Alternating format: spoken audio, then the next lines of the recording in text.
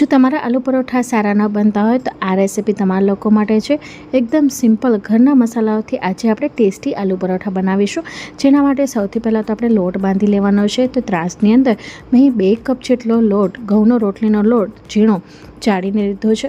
હવે એનામાં સ્વાદ અનુસાર મીઠું નાખીશું, એટલે 1 ટીસ્પૂનથી ઉપર આપણે મીઠું નાખ્યું છે અને 2 પાવડા એટલે કે 2 ટેબલ સ્પૂન જેટલું આપણે એની અંદર મોણ નાખ્યું છે.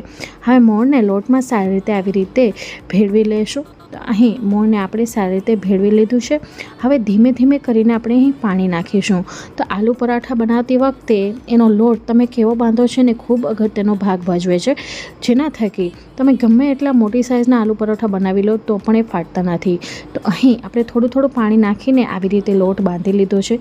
લોટ આપણે નરમ જ રાખવાનો છે. પછી 1 ચમચી જેટલું તેલ નાખીશું અને થોડોક પાણીનો છંટકાવ કરીને આવી રીતે આપણે લોટને મસળી લેવાનો છે.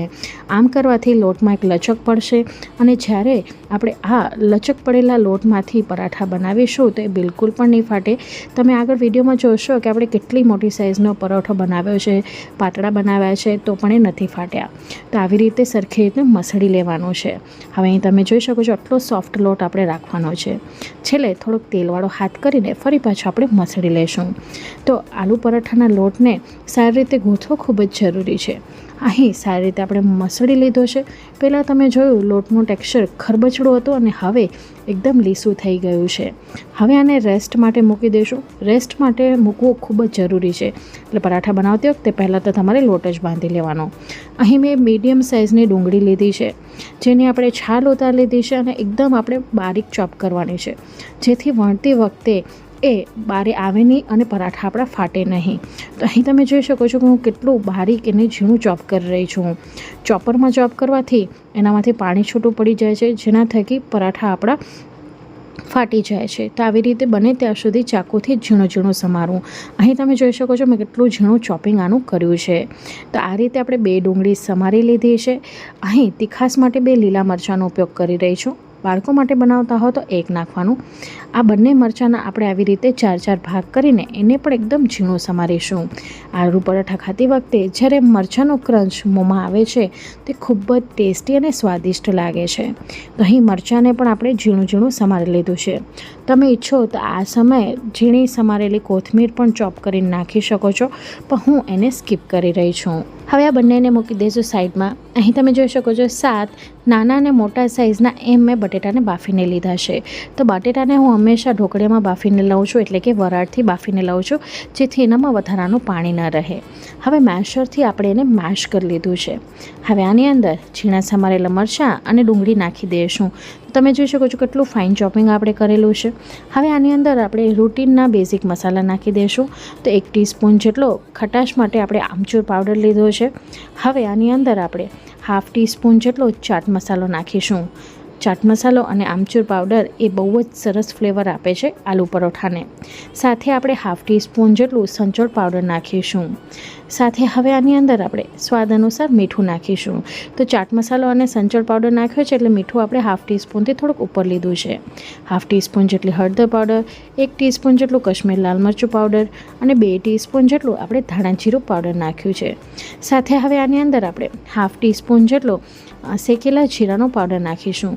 તો આ બધા બેઝિક મસાલા છે જે આપણા ઘરના રસોડામાં આરામથી મળી જાય છે. તો બધાને આવી રીતે હાથથી મસળીને આપણે મિક્સ કરી લીધું છે. અહીં હું આ સ્ટફિંગને વઘારતી નથી, આવી રીતે કાચો જ ઉપયોગ કરું છું. તો જેટલી વારમાં આપણું સ્ટફિંગ બનીને તૈયાર થયું છે એટલી વારમાં લોટને રેસ્ટ આપ્યા બાદ તમે જોઈ શકો છો ઉપર બબલ્સ આવી ગયા છે. તો આપણો લોટ પરફેક્ટ સેટ થઈ ગયો છે. અહીં તમે જોઈ શકો છો એકદમ લચકદાર આપણો લોટ તૈયાર થયો છે. જો આવા લોટમાંથી તમે પરોઠા બનાવશો તો ક્યારેય નહીં ફાટે. આ મારો વર્ષોનો અનુભવ કહે છે. પહેલાં પણ મારા પરોઠા ફાટતા હતા, પણ જેમ જેમ પ્રેક્ટિસ થતી ગઈ તેમ તેમ ખબર પડતી ગઈ કે ભાઈ પરાઠાનો લોટ કેવો હોવો જોઈએ, જેથી ગમે તેટલા મોટા તમે પરાઠા બનાવી લો તો પણ એ નહીં ફાટે. તો અહીં હવે તમે જોઈ શકો છો આપણે મોટા લુઆ લીધા છે અને હવે 2 લુઆ લઈ લીધા બાદ આને આપણે મૂકી દઈશું સાઈડમાં. બીજી તરફ હવે આપણે અહીં પરાઠાને વણશું. તો વણવા માટે સૌથી પહેલાં આવી રીતે ગોળ પેડો કરીને દબાવી દઈશું. પછી અટામણ લઈ લઈશું અને આવી રીતે 4 આંગળીઓની મદદથી અને બીજા 4 આંગળીઓની મદદથી આવી રીતે ફેરવીને આપણે એક વાટકીનો શેપ આપવાનો છે. તો આવી રીતે આપણે સ્ટફિંગ ભરશું ને તો ક્યાંયથી પણ ફાટશે નહીં. તો આ બધી ઝીણી ઝીણી ટિપ્સ મેં તમારા લોકો સાથે શેર કરી છે, જે મેં મારા વર્ષોના અનુભવથી શીખી છે. હવે આજે હું આલુ પરોઠા ચીઝવાળા બનાવી રહી છું. તો જે પ્રોસેસ ચીઝ ક્યુબ આવે છે એ નાખ્યું છે ઝીણું ગ્રેટ કરીને. અને અહીં તમે જોઈ શકો છો કે આપણે મોટો પેડો લીધો છે પરાઠાનો. લોટનો મોટો પેડો હોય તો સ્ટફિંગનો પણ મોટો પેડો લેવાનો, કારણ કે આલુ પરોઠામાં સ્ટફિંગ જો નાનું હશે તો ખાતી વખતે ખાલી એમ લાગશે કે આપણે ખાલી લોટ જ ખાઈ રહ્યા છીએ. ઉપરથી ફરી પાછું આપણે ચીઝ નાખ્યું છે અને આવી રીતે 4 આંગળીથી ફેરવતા જઈશું ને ઉપરથી અંગૂઠાથી દબાવતા જવાનું છે અને આવી રીતે આપણે એને સીલ કરવાનું છે. અહીં તમે જોશો કે ક્યાંયથી પણ તમને દેખાશે નહીં કે આપણે સ્ટફિંગ ભરવાનું સીલ તમને દેખાતું હોય. પછી આવી રીતે થપથપાવીને આપણે એને થોડુંક મોટું કરી લેશું. તો વેલણથી આપણે સીધું વણવાનું નથી, પહેલાંથી હાથેથી દબાવીને આપણે સ્ટફિંગને ચારે બાજુ સરખી રીતે ફેલાવી લેવાનું છે. જોઈ શકો છો આટલું મોટું મેં કરી લીધું છે અને ક્યાંયથી પણ તમને દેખાય છે કે આપણે સીલ લગાડેલું હોય, એટલે કે સ્ટફિંગ ભર્યું હોય, ક્યાંયથી પણ આપણું દેખાતું નથી. હવે હથેળીથી જો તમે ઈચ્છો તો આવી રીતે થપથપાવીને મોટું કરી શકો છો, નહીંતર આવી રીતે બંને તરફ અટામણ લગાડીને તમે હાથેથી પણ એને સ્પ્રેડ કરી શકો છો. હવે અહીં હું પરોઠા વણી રહી છું. તમે જોઈ શકો છો કેટલી મોટી સાઇઝનું વણું છું, ક્યાંયથી પણ ફાટ્યું નથી, નથી આગળથી કે નથી પાછળથી. આ મારું ચોપિંગ બોર્ડ હજી નાનું છે. જો પ્લેટફોર્મ ઉપર હું વણું તો આનાથી પણ હું પાતળું આ પરોઠું વણી શકું છું અને ખાતરી સાથે કહું છું કે ક્યાંયથી નહીં ફાટે, કારણ કે જે ટિપ્સ મેં તમારા લોકો સાથે શેર કરી છે એ અનુભવથી મેં શીખેલી છે. જોઈ શકો છો બંને તરફ ક્યાંયથી પણ આપણું સ્ટફિંગ બહાર નથી નીકળ્યું. પરફેક્ટ છે આ રેસિપી. તો અત્યાર સુધી જો તમારા પરાઠા ન બનાવે તો અચૂકથી ટ્રાય કરજો. ઘણા લોકો આદુ મરચાં અને લસણ નાખે છે, પણ હું બેઝિક મસાલાથી જ આલુ પરોઠા બનાવું છું. તમે ઈચ્છો તો ગરમ મસાલો પણ નાખી શકો છો, પણ મેં આમાં જે બટેટાનો અને રૂટીન મસાલાનો ફ્લેવર છે એ જ રાખ્યો છે. તવાને ગરમ કરી લીધું છે ને એના ઉપર આપણે પરાઠાને નાખી દીધું છે.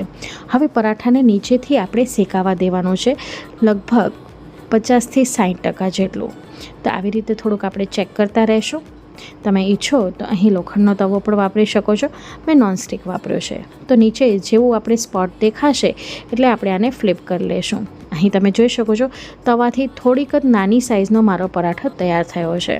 તો આવી રીતે સ્પોટ આવી ગયા પછી આપણે એને ફ્લિપ કરી લેશું. હવે પરોઠા હોય તો એનામાં ઓઇલનું પ્રમાણ તો રહેવાનું જ. ઘીના પણ તમે પરોઠા શેકી શકો છો. હું ઓઇલથી બનાવી રહી છું. તો બહારથી લઈને અંદરની તરફ લઈ જઈને આવી રીતે આપણે એના ઉપર તેલ લગાડવાનું છે. તો પરાઠા છે એટલે તેલ કે ઘીનું પ્રમાણ પણ સારું એવું રહેવાનું.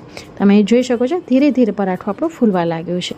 હવે બીજી તરફ પણ આપણે સારું એવું તેલ લગાડી લઈશું. તો 1 ચમચી જેટલું ફરી પાછું બહારથી કરીને અંદરની તરફ આપણે તેલ લગાડવાનું છે. તો અહીં તમે જોઈ શકો છો કે પરાઠું આપણું ફૂલવા લાગ્યું છે. તો હવે આને જોઈ શકો છો આખું ફૂલાઈ ગયું છે. ગેસની મેં ફ્લેમ સ્લો કરી દીધી છે. તો ફૂલેલા પરાઠા તૈયાર છે. હું આવી રીતે તમને બીજા પણ પકવીને બતાવીશ કે બધા પરાઠા આપણા ફૂલશે, ક્યાંયથી પણ એક કાચું નહીં રહે, ક્યાંયથી પણ એ ફાટશે નહીં. તો આ પરાઠું હવે તૈયાર છે, જેને આપણે પ્લેટમાં કાઢી લેશું. સર્વ કરતી વખતે આપણે આવી રીતે ઉપરથી થોડુંક બટર નાખીશું અને એને બધી બાજુએથી સ્પ્રેડ કરી દઈશું. તો આવી રીતે બટર લગાડીને જો પરાઠું ખાવામાં આવે તો બહુ જ ટેસ્ટી લાગે છે. તો ત્યાં સુધી જો આ રીતે ટ્રાય ન કર્યું હોય તો અચૂકથી ટ્રાય કરજો. ફરી પાછું હું તમને અહીં વણીને બતાવીશ. ફરી પાછો આપણે બીજો લુઓ લઈ લીધો છે, જેને અટામણમાં આવી રીતે કોટ કરી લેશું. વધારાનું અટામણને આપણે કાઢી લેશું ને આવી રીતે 4 આંગળીઓથી ફેરવીને આપણે એક વાટકીનો શેપ બનાવી લેશું. વાટકીનો શેપ બની જાય એટલે આપણે થોડુંક ચીઝ નાખીશું અને આપણે મોટો પેડો નાખીશું. પરાઠા ખાવામાં સ્ટફિંગ વધારે હોય તો ટેસ્ટી લાગે છે, નહીંતર એમ લાગે છે કે ખાલી આપણે લોટ ખાતા હોઈએ. હવે અંગૂઠાને ઉપરથી પ્રેસ કરીશું અને આવી રીતે 4 આંગળીઓથી એને પેક કરતા જઈશું અને આવી રીતે આપણે લુઓ તૈયાર કરી લઈશું. તો અહીં તમે જોઈ શકો છો ક્યાંયથી પણ આપણું સ્ટફિંગ પેક કર્યું હોય એવું ક્યાંય દેખાતું નથી. તો આ રીતે તમારે એને એકદમ પેક કરી લેવાનું છે. પછી અટામણમાં રગ દોડીને આપણે આવી રીતે એને ફેલાવી લેશું. તો તમે આવી રીતે નીચે પણ ફેલાવી શકો છો.